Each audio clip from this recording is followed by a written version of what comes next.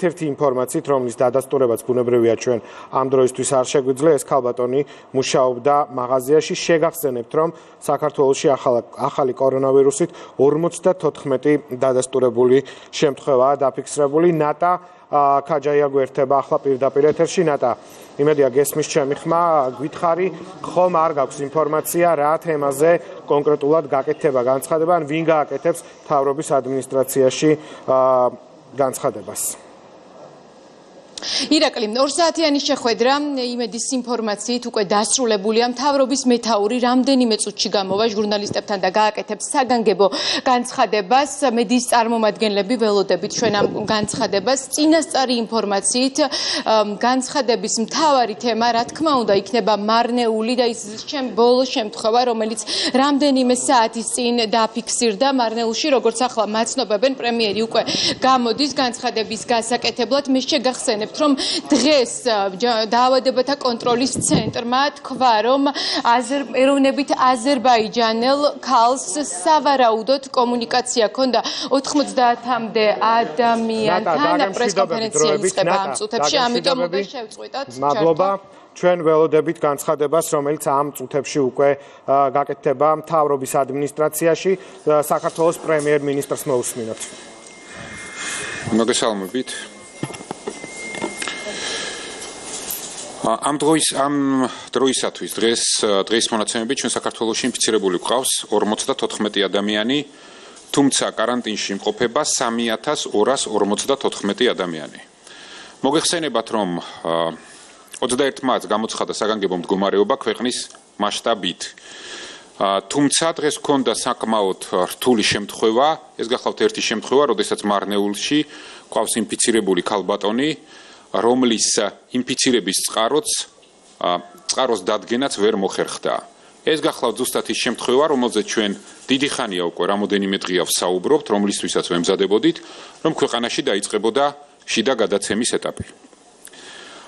ამ ყველაფერში სამწუხარო გახლავთ ის, რომ როგორც ჩანს ჩვენი ეპიდემიოლოგების პროგნოზით, შიდა გადაცემა მოხდა სარიტუალო ღონისძიების დროს, რომელსაც ესწრებოდა რამდენიმე ათეული ადამიანი.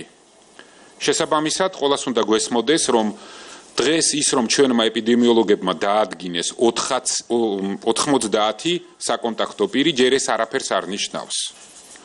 და სიტუაცია არის საკმაოდ რთული და ეს გახლავთ ის ძირითადი გამოწვევა და ძირითადი პრობლემა, რომელსაც ჩვენ ყოველთვის ვეძახდით გავრცელების ახალ ეტაპზე, შიდა ეტაპზე გადასვლას და რომლისთვისაც ყოველთვის ვცდილობდით მაქსიმალურად ყოფილიყავით მომზადებული და რომლისთვისაც სინამდვილეში დღეს ჩვენ მაქსიმალურად ვართ მომზადებულები.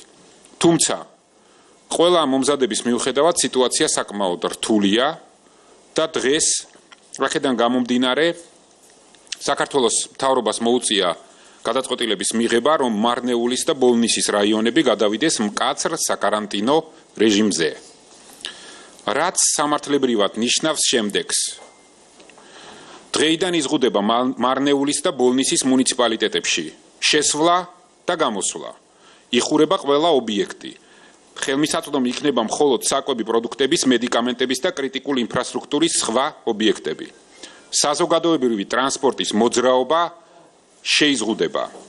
მუნიციპალიტეტის ტერიტორიის შიგნით იზღუდება გადაადგილება გარდა იმ შემთხვევებისა, როცა მაცხოვრებლები გადაადგილებიან საკვები პროდუქტების ან მედიკამენტების შესაძენად ან სამედიცინო მომსახურეობის მისაღებად. ასევე ჩვენ დაუშვით გამონაკლისი და იმ შემთხვევაში, როდესაც გვექნება მედიკოსების მიერ მკაფიოდ გაწერილი პროტოკოლის შესაბამისად შესაძლებლობა, მარნეულის და ბოლნისის მოქალაქეებს მივცეთ საშუალება სასოფლო-სამეურნეო სამუშაოების ჩატარების. მუნიციპალიტეტების ტერიტორიებზე საზოგადოებრივ წესრიგს დაიცავს და საგანგებო რეჟიმის უზრუნველყოფს შინაგან საქმეთა სამინისტრო, ეს არის შინაგან საქმეთა სამინისტროს სრული პრეროგატივა. карантиნის რეჟიმზე მარნეულის კლინიკა карантиნის რეჟიმზეა უკვე გადასული მარნეულის კლინიკა ჯეო ჰოსპიტალში. მოგეხსენებათ, რომ ეს ქალბატონი მოთავსებული იყო ამ კლინიკაში. კლინიკა დღეის მდგომარეობით არის სრულად карантиნის რეჟიმზე გადასული. აქ კლინიკის მახლობლად, კლინიკის ტერიტორიაზე ასევე უახლოეს პერიოდში, დაახლოებით 24 საათის განმავლობაში განთავსდება საველე ჰოსპიტალი. ხოლო მეორე კლინიკა, ავერსის კლინიკა, მარნეულის რაიონში გააგრძელებს ფუნქციონირებას როგორც მულტიფუნქციონალური სამედიცინო დაწესებულება. რა თქმა უნდა, ჩვენ მაქსიმალურად გავაკეთებთ ყველაფერს იმისთვის, რომ ვიზრუნოთ ჩვენ სითეულ მოქალაქეზე მარნეულის და ბოლნისის მუნიციპალიტეტებში ყველას კარგად გვესმის, რომ ეს არის იძულებით გადადგმული ნაბიჯები და ამ ნაბიჯების ძირითადი მიზეზი და მიზანი გახლავთ თითოეული ჩვენი მოქალაქის ჯანმრთელობა. ჩვენ გავაკეთებთ ყველაფერს იმისთვის და უზრუნველყოფთ, რომ მუნიციპალიტეტების ტერიტორიაზე გადაცემის მასშტაბი და სისწრაფე იყოს მინიმუმამდე დაყვანილი.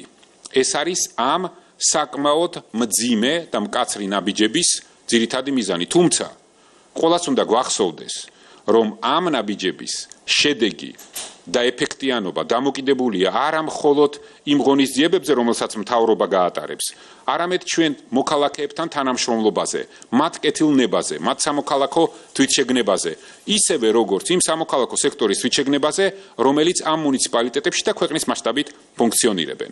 რაც შეეხება მედიას და პრესას. რა თქმა უნდა, ყველა ადგილობრივი მედია და პრესა გააგრძელებს ჩვეულებრივ რეჟიმში ფუნქციონირებას. სხვა ყველა მედია საშუალებები, რომლებიც ხაზგასმით ვამბობ, ადგილობრივი, სხვა ყველა მედია საშუალებები ინფორმაციას და მედია რესურსს მიიღებენ საზოგადოებრივი მაუწყებლების საშუალებით და საზოგადოებრივ მაუწყებელს ექნება რამოდენიმე სპეციალურად აღჭურვილი ჯგუფი, რომელიც იფუნქციონირებს და იმოძრავებს ამ მუნიციპალიტეტების ფარგლებში. პრემიერის აპარატის და მთავრობის სახელით ამ მიმართულებას დღეს კურირებს ბატონი სოზარ სუბარი, რომელიც ასევე შეასრულებს კოორდინაციის ფუნქციასაც. ასევე მინდა ხაზგასმით აღვნიშნო, რომ ხვალ დილიდან მუნიციპალიტეტები, ჯანდაცვის ორგანოები დაიწყებენ ფაქტობრივად ამ ორ მუნიციპალიტეტში კარ-დაკარ სიარულს. იმისთვის, რომ თითოეულ ოჯახში გამოავლინონ შესაძლო რისკის შემცველი მაღალი ტემპერატურის მქონე ადამიანი, რათა მათ შეუწყონ ხელი, რაც შეიძლება სწრაფად გამოვავლინოთ შესაძლო ინფიცირების შემთხვევები, რომ შემდგომ მოვახდინოთ სწრაფი რეაგირება და სწრაფი მკურნალობა. ისევე როგორც ამ ადამიანებს აქვთ დავალებული რეაგირება მოახდინონ ოჯახების, მუნიციპალიტეტების ოჯახების ნებისმიერ მოთხოვნილებაზე, ეს იქნება საკვები პროდუქტი, სამედიცინო პროდუქტი თუ ასე შემდგომ. კიდევ ერთხელ ხაზგასმით ვამბობ, ხვალ დილიდან ადგილობრივი ხელისუფლება, მუნიციპალიტეტები, ჯანდაცვის ორგანოები, ისევე როგორც ყველა ის ადამიანი, ვის პასუხისმგებლობის ზონაშიც დღეს შედის.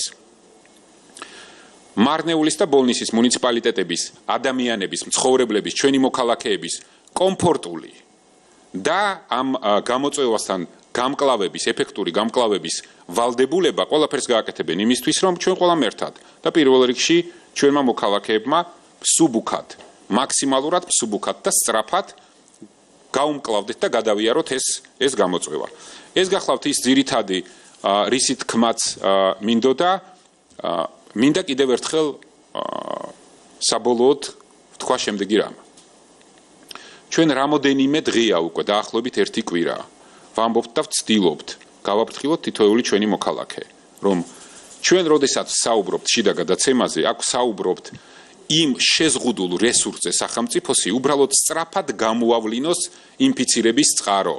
აქ უაღრესად მნიშვნელოვანია ჩვენი მოქალაქეების თვითშეგნება, სამოქალაქო პასუხისმგებლობა და როდესაც ჩვენ მივდივართ გარკვეული მასობრივი თავშეყრის ადგილებზე, ეს იმას არ ნიშნავს, რომ ჩვენ ყველაზე გმირები ან თამამები ვართ. ეს ნიშნავს იმას, რომ ჩვენ უბრალოდ პატივს არ ვცემთ იმ ადამიანებს, რომლებიც ჩვენს გვერდით არიან. ეს უბრალოდ იმას ნიშნავს, რომ ჩვენ პატივს არ ვცემთ ჩვენს მშობლებს და ჩვენი ოჯახის წევრებს.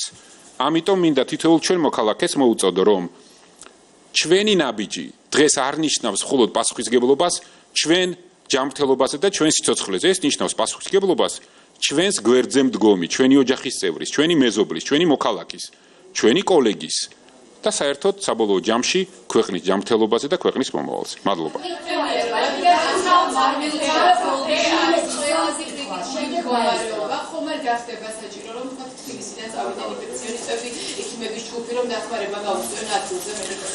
მე მინდა გითხრათ, რომ დღეს მდგომარეობით შექმნილია სპეციალური ჯგუფი, არა მხოლოდ მედიკოსების, არამედ სამართალდამცავების, რომელმაც უნდა უზრუნველყონ ადგილზე სიწყნარის სიმშვიდე.